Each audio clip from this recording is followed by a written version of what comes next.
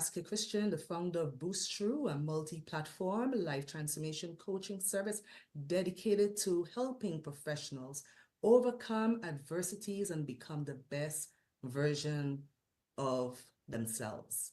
So this is the Breaking Barriers interview series where I've been interviewing amazing female leaders from different industry sectors on cultivating resiliency, on mastering emotional intelligence, on authentic servant style leadership, navigating just the general waters, and of course, building strategic and resilience networks.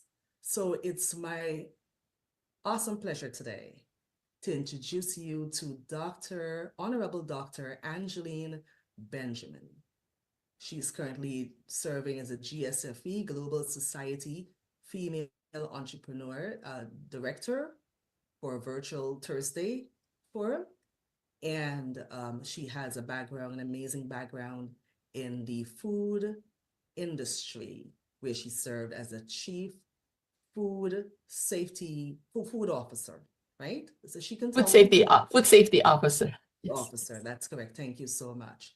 And so it's a pleasure. So I'm just going to have Honorable Dr. Angeline just introduce herself, her name, and just go over her background, how long she's been serving, or she was serving, as a chief food safety officer. Thank you. Welcome. Thank you. So tell me, yeah. Okay. So I'm Angeline Benjamin. I am an action coach and with results.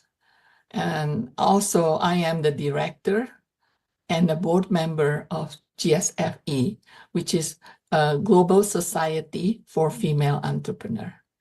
And that is my passion to help and encourage and empower, inspire and educate female entrepreneurs to achieve their goals so they can have a fulfilled life and be successful in what they wanted to do.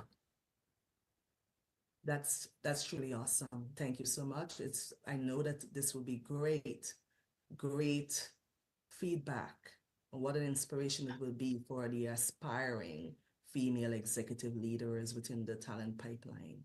And of course, the industry that the experience that you're coming from just adds to the mix of industries. So thank you so much for taking time out to inspire and empower fellow female leaders. So how long have you been working? Can you just tell us how long you've served? Okay, sure. Yes. I started my career in the food industry. So I did not change the discipline. And I actually started as a food technologist.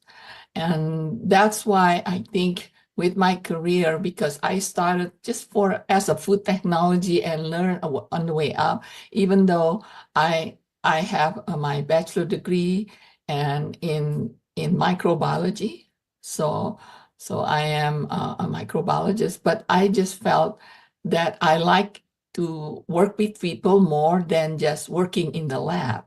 So because of that, I work more and toward the career that deal with people, that communicate with people, and empower and educate and inspiring them.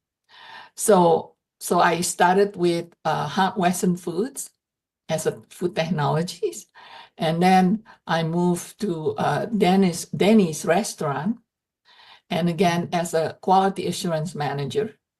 And I did an audit, and of course educate the restaurants, and also got involved in product development and improve the quality. And also I wrote specs for Denny's restaurant.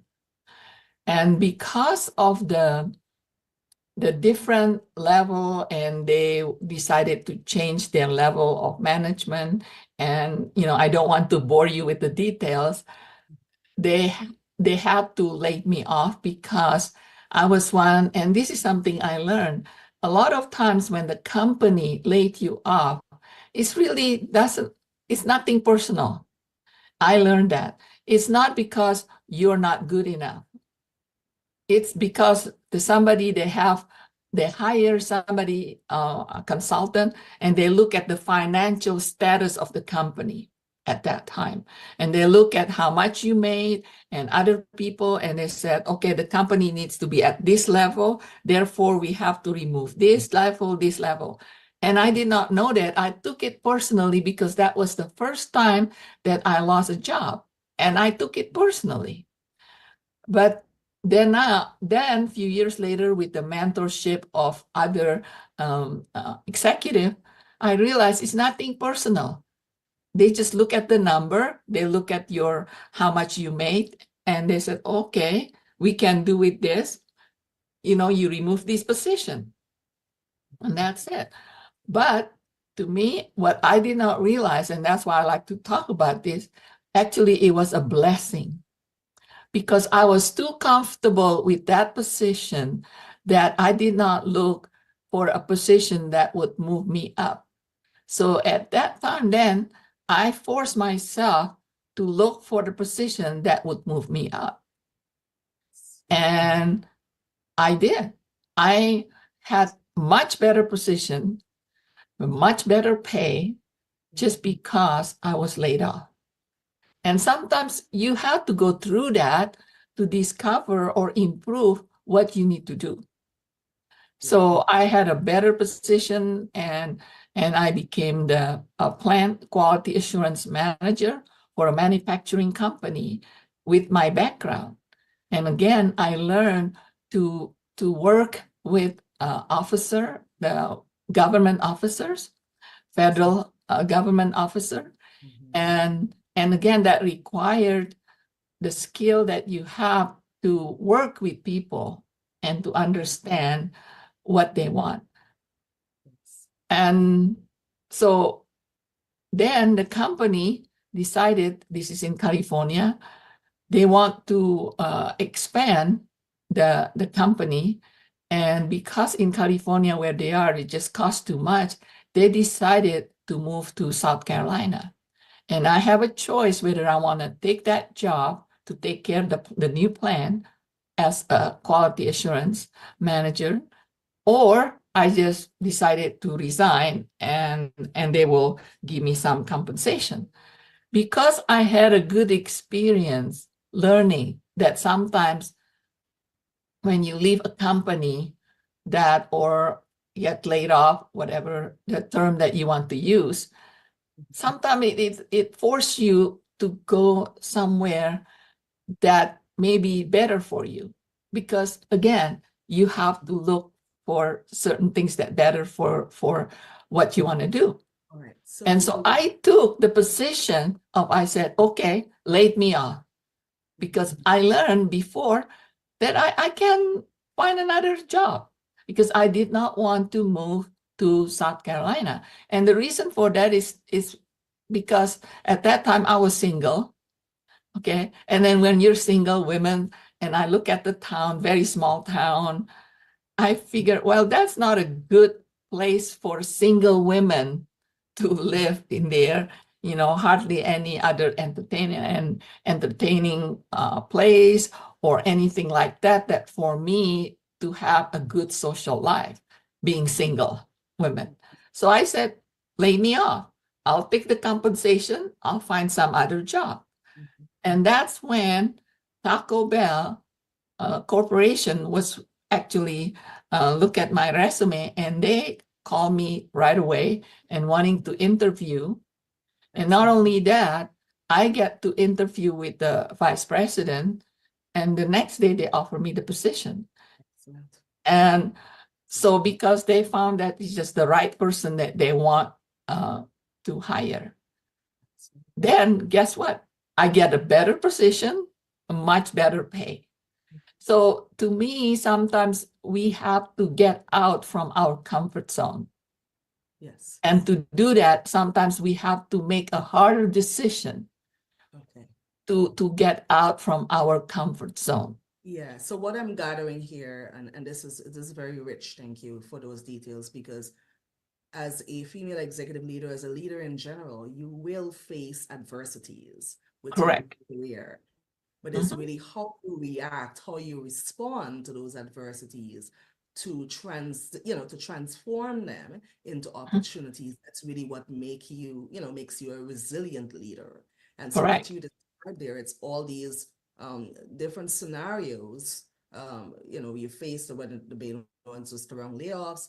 You did look at it from many different angles so that you can turn that into a good ending where your Yes. career is concerned. And that is highly commendable. And every leader, aspiring leader or seasoned leader, needs to know how to do that, and Yes.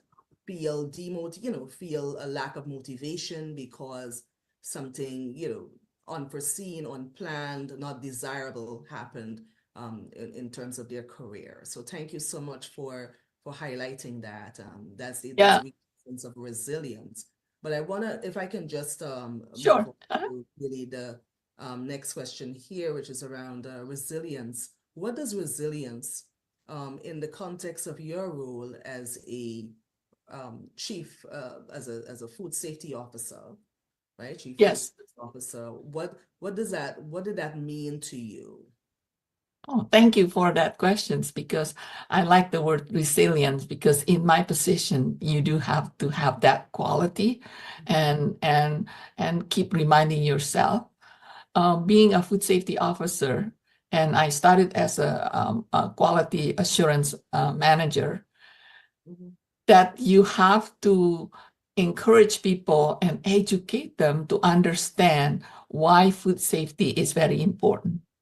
And because in the food industry, food safety is not something you can equate with money. Like, it doesn't produce money. So like marketing, for example, sales, yeah, you produce money, so therefore people can say this is worth it. Okay. That's right. So a lot of time we have to educate the individual to understand why to have a food safety in this area is important. Mhm. And you cannot just say, you do this, don't, no question asked. Because if you do that, they maybe only do this when you're around, but when people are not watching, they just go back into their habit. So you have to make them understand, because my philosophy is, people don't go to work in the food industry and says, oh, I'm going to make somebody sick today, therefore I don't care. Or I'm going to kill somebody today because I don't care. You all have great intentions. Yes. Exactly. Most people don't do that, but they don't understand why they have to do this, because it's not convenient for them. It's not easy. So to me, to be resilient is that just don't give up on that certain people. Maybe they just don't understand the why. So we have to be resilient as a food safety officer, food safety quality person. We just have to keep finding what's really that individual importance are. So once you find out, then you relate to their cause, then they will understand. Of course, they're going to follow, because they understand now.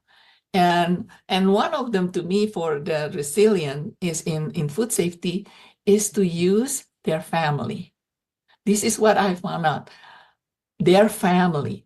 So if they did something and they don't pay attention, let's say in temperature or sanitation. So I ask them, okay, now feed this to your child.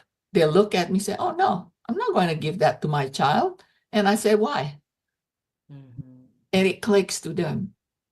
Mhm. Okay. So that is just one example, just to be resilient, not to give up on the program, on something.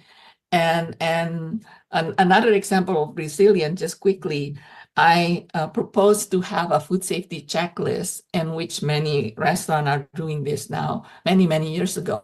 And it's, to them, it's very cumbersome, because every morning you have to start doing that. And it's too many lists to do.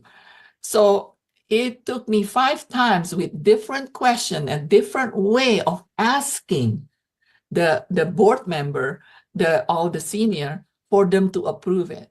So I feel this is very, very important to me. So I just keep asking, but doing it in different way. So to be resilient on your goal, but asking it in a different way. Ask and put a different scenario